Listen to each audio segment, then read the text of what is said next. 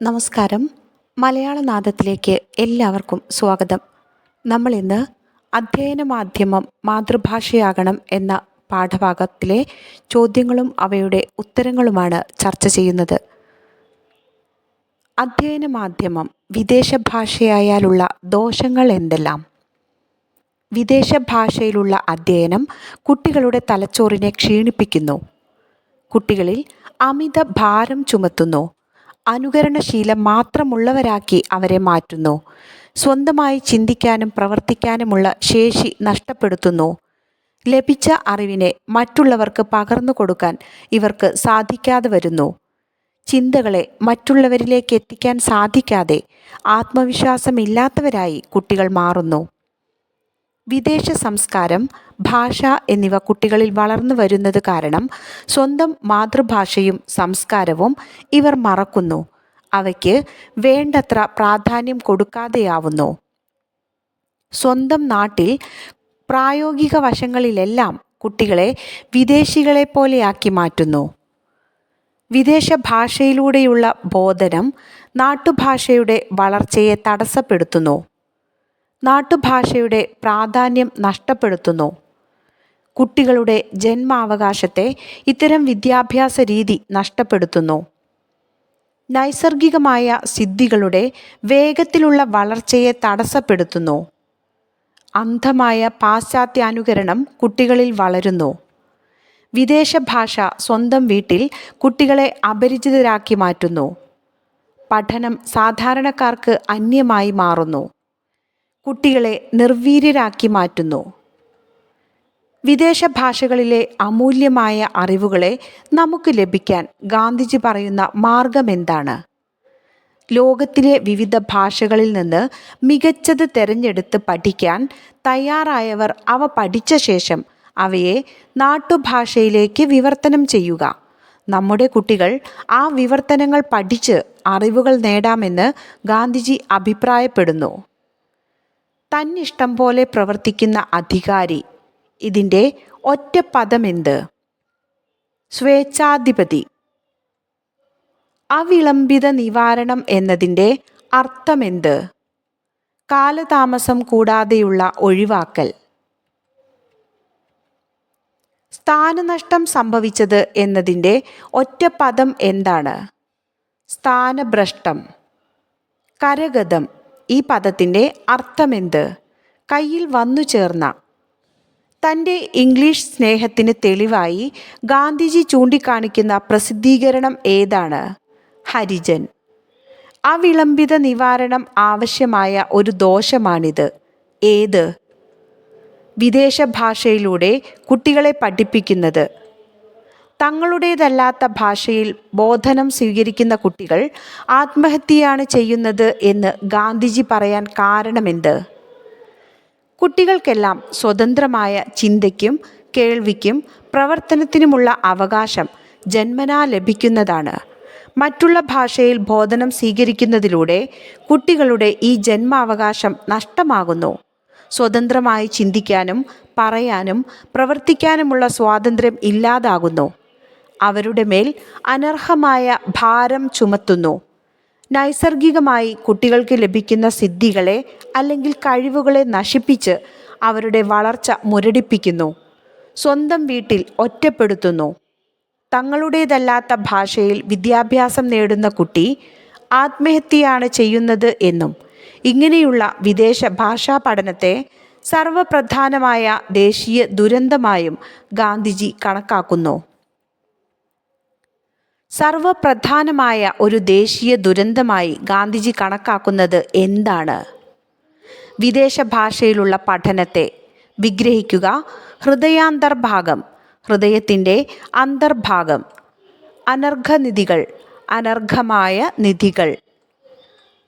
സ്വേച്ഛാധിപതിയുടെ അധികാരമുണ്ടെങ്കിൽ വിദ്യാഭ്യാസത്തിൽ ഗാന്ധിജി ചെയ്യാൻ ഉദ്ദേശിച്ച കാര്യങ്ങൾ എന്തായിരുന്നു? ഇതിലൂടെ ഗാന്ധിജി ഉദ്ദേശിക്കുന്നത് എന്ത്? വിദേശ ഭാഷയിലൂടെയുള്ള പഠനം കുട്ടികൾക്ക് മേൽ അമിത ഭാരം ചുമത്തുകയും അവരുടെ കഴിവുകളെയും ജന്മവാസനകളെയും ഇല്ലാതാക്കുകയും ചെയ്യുന്നു. അതിനാൽ സ്വേച്ഛാധിപതിയുടെ അധികാരം ലഭിക്കുകയാണെങ്കിൽ വിദേശ ഭാഷയിലൂടെ ആൺകുട്ടികളെയും പെൺകുട്ടികളെയും പഠിപ്പിക്കുന്നത് നിർത്തലാക്കുമെന്നും അധ്യാപകരോട് മാതൃഭാഷയിൽ കുട്ടികളെ പഠിപ്പിക്കാൻ ആവശ്യപ്പെടുമെന്നും ഗാന്ധിജി പറയുന്നുണ്ട്. ഈ മാറ്റത്തിനായി പാഠപുസ്തകങ്ങൾ തയ്യാറാകുന്നതുവരെ കാത്തുനിൽക്കുകയില്ല. കാരണം പാഠപുസ്തകങ്ങൾ മാറ്റത്തെ അനുസരിച്ച് വന്നുകൊള്ളും എന്നും ഗാന്ധിജി പറയുന്നു. വിദേശ ഭാഷയിലൂടെയുള്ള വിദ്യാഭ്യാസത്തെ നിരുത്സാഹപ്പെടുത്തുകയാണ് ഇതിലൂടെ ഗാന്ധിജി ഉദ്ദേശിക്കുന്നത്. ബ്രിട്ടീഷ് ഭരണത്തിൽ നിന്ന് ഇന്ത്യയെ മോചിപ്പിക്കാൻ സ്വാതന്ത്ര്യ സമരം നയിച്ച ഗാന്ധിജിയുടെ ദേശീയമായ കാഴ്ചപ്പാട് ഭാഷാ നയത്തിലും പ്രതിഫലിക്കുന്നുണ്ട്. പാഠഭാഗത്തെ ആസ്പദമാക്കി വിശദമാക്കുക. ഇന്ത്യയെ വർഷങ്ങളായി അടിമത്തത്തിലേക്ക് നയിച്ച ബ്രിട്ടീഷ് ഭരണത്തെ ഇന്ത്യയിൽ നിന്ന് കെട്ടുകെട്ടിക്കാൻ ഗാന്ധിജി മുന്നിട്ടിറങ്ങി. അനേകം സമരങ്ങളും സമരമുറകളും അദ്ദേഹം ബ്രിട്ടീഷുകാർക്കെതിരെ പ്രയോഗിച്ചു. ബ്രിട്ടീഷ് ആധിപത്യം ഇന്ത്യയിൽ നിന്നും ഇല്ലാതാക്കാൻ, വിദേശ ഉൽപ്പന്നങ്ങൾ ബഹിഷ്കരിക്കാൻ ജനങ്ങളെ ആഹ്വാനം ചെയ്തു. മാത്രമല്ല സ്വദേശി ഉൽപ്പന്നങ്ങൾ പ്രോത്സാഹിപ്പിക്കുകയും ചെയ്തു. ബ്രിട്ടീഷ് നിയമങ്ങളുമായി സഹകരിക്കേണ്ട എന്നും നിയമങ്ങൾ ലംഘിക്കാനും ഗാന്ധിജി ആഹ്വാനം ചെയ്തു. ഇത്തരമുള്ള സമരരീതികളിലൂടെ ഇന്ത്യയെ ഗാന്ധി സ്വതന്ത്രമാക്കി.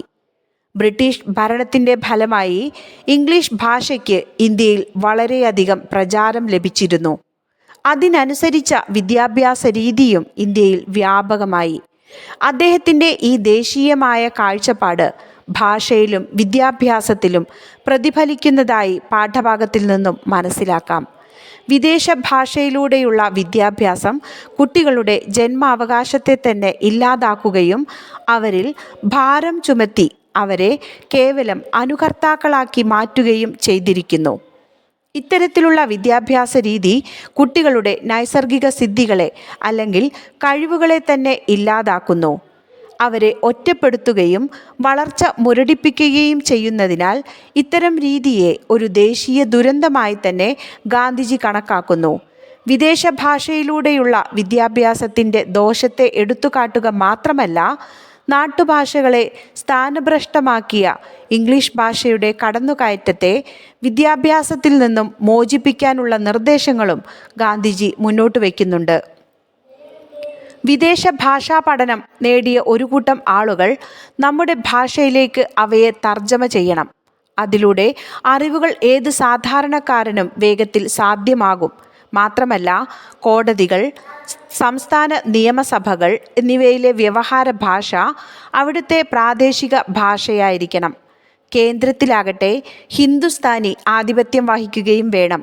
ഇങ്ങനെ ഭാഷയിലെയും വിദ്യാഭ്യാസത്തിലെയും ഇംഗ്ലീഷ് ആധിപത്യത്തെ ഇല്ലാതാക്കി ഇവയെ സ്വതന്ത്രമാക്കാം എന്നും ഗാന്ധിജി പറയുന്നുണ്ട്. ഇംഗ്ലീഷിനെയോ ആ ഭാഷയിലെ ഉത്കൃഷ്ട സാഹിത്യത്തെയോ അപലപിച്ചുകൊണ്ടല്ല ഗാന്ധിജി ഇവയൊന്നും പറയുന്നത്. നാടിൻ്റെ സംസ്കാരവും മൂല്യവും സംരക്ഷിക്കുന്നതിൽ പ്രാദേശിക ഭാഷയ്ക്ക് വളരെയധികം പ്രാധാന്യമുണ്ട്. അവ വിദ്യാഭ്യാസത്തിലും പ്രതിഫലിച്ചാൽ മാത്രമേ ഗുണകരമാവൂ. അതിന് അധ്യയന മാധ്യമം മാതൃഭാഷ ആവുക തന്നെ വേണം. ഭാഷകളുടെ പദവി വർദ്ധിപ്പിക്കുന്നതിനായി ഗാന്ധിജി എന്തെല്ലാം നിർദ്ദേശങ്ങളാണ് മുന്നോട്ട് വച്ചത്? നീതിന്യായ കോടതികളിലെ വ്യവഹാര ഭാഷ കോടതികൾ സ്ഥാപിച്ചിരിക്കുന്ന സംസ്ഥാനത്തിലെ ഭാഷയായിരിക്കണം. സംസ്ഥാന നിയമസഭകളിലെ നടപടികൾ ആ സംസ്ഥാനത്തിലെ ഭാഷയിലോ ഒന്നിലധികം ഭാഷകൾ ഉണ്ടെങ്കിൽ അവയിലോ ആവണം. ഇതിനായി നിയമസഭാംഗങ്ങൾ ശ്രദ്ധ വയ്ക്കണം. ഒരു ഭാഷയ്ക്ക് ആ ഭാഷയുമായി ബന്ധപ്പെട്ട മറ്റു ഭാഷകളിലെ വാക്കുകളും വ്യാകരണവും പഠിക്കാൻ ആ ഭാഷ സംസാരിക്കുന്ന വ്യക്തികൾ ശ്രമിക്കണം. ഉദാഹരണം, തമിഴൻ തമിഴിനോട് ബന്ധപ്പെട്ട തെലുങ്ക്, മലയാളം, കർണാടകം എന്നീ ഭാഷകളിലെ വാക്കുകളും വ്യാകരണവും പഠിക്കാൻ ശ്രമിക്കണം.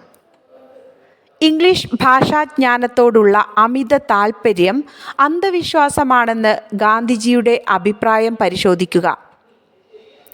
ആധുനികത അല്ലെങ്കിൽ വികസനം എന്നാൽ അന്ധമായ പാശ്ചാത്യ അനുകരണമാണ് എന്ന ചിന്തയാണ് പലർക്കും. അതുകൊണ്ട് തന്നെയാണ് ആളുകൾ ഇംഗ്ലീഷ് വിദ്യാഭ്യാസ രീതി ഏത് വിധേനയും തിരഞ്ഞെടുക്കുന്നതും. അറിവ് നേടാൻ ഇംഗ്ലീഷ് വിദ്യാഭ്യാസം കൂടിയേ തീരൂ എന്നത് അന്ധവിശ്വാസമാണ് എന്ന് ഗാന്ധിജി അഭിപ്രായപ്പെടുന്നു. ബ്രിട്ടീഷുകാർ ഇന്ത്യയിൽ നിന്നും പോയി വർഷങ്ങൾ കഴിഞ്ഞിട്ടും ഈ അന്ധവിശ്വാസവും ഇംഗ്ലീഷിനോടുള്ള അമിത താൽപ്പര്യവും എന്തുകൊണ്ടോ ഇവിടെ ഇന്നും നിലനിൽക്കുന്നു. എന്നാൽ വർഷങ്ങളായി ഇവിടെ നിലനിന്നിരുന്ന ഇംഗ്ലീഷ് വിദ്യാഭ്യാസം രാജ്യത്തിന് പുരോഗതി നൽകിയിട്ടില്ലെന്ന് മാത്രമല്ല, മുമ്പത്തേക്കാൾ ദരിദ്രമാക്കുകയാണ് ചെയ്തതെന്ന് ഗാന്ധിജി പറയുന്നു. ഇന്ത്യയുടെ മക്കൾക്ക് സ്വയം പ്രതിരോധിക്കുവാനുള്ള ശക്തിയും കരുത്തും ഇതുമൂലം കുറവായി. ഭരണരീതിക്ക് പുറമെ വിദ്യാഭ്യാസ രീതിയുമാണ് ഇതിന് കാരണമെന്നും അദ്ദേഹം പറയുന്നു. അറിവ് നേടാൻ തർജ്ജമകൾ ഉപയോഗപ്പെടുത്താമെന്നും ഗാന്ധിജിയുടെ അഭിപ്രായം. എങ്കിൽ അറിവ് ഏത് സാധാരണക്കാരനും ലഭിക്കും? അറിവ് ഇംഗ്ലീഷ് പുസ്തകങ്ങളിലൂടെയും ഭാഷയിലൂടെയും മാത്രമേ ലഭിക്കൂ എന്ന ധാരണ തെറ്റാണ്. അമിതമായ ഇംഗ്ലീഷ് താൽപ്പര്യം ഭാഷയെയും സംസ്കാരത്തെയും, എന്തിന് നമ്മുടെ സ്വത്വത്തെ തന്നെയും ഇല്ലാതാക്കും എന്നതിന് തർക്കമില്ല. നമ്മുടെ ഭാഷയും സംസ്കാരവും സ്വത്വവും സംരക്ഷിക്കേണ്ടത് ഓരോ പൗരൻ്റെയും കടമയാണ്. നന്ദി.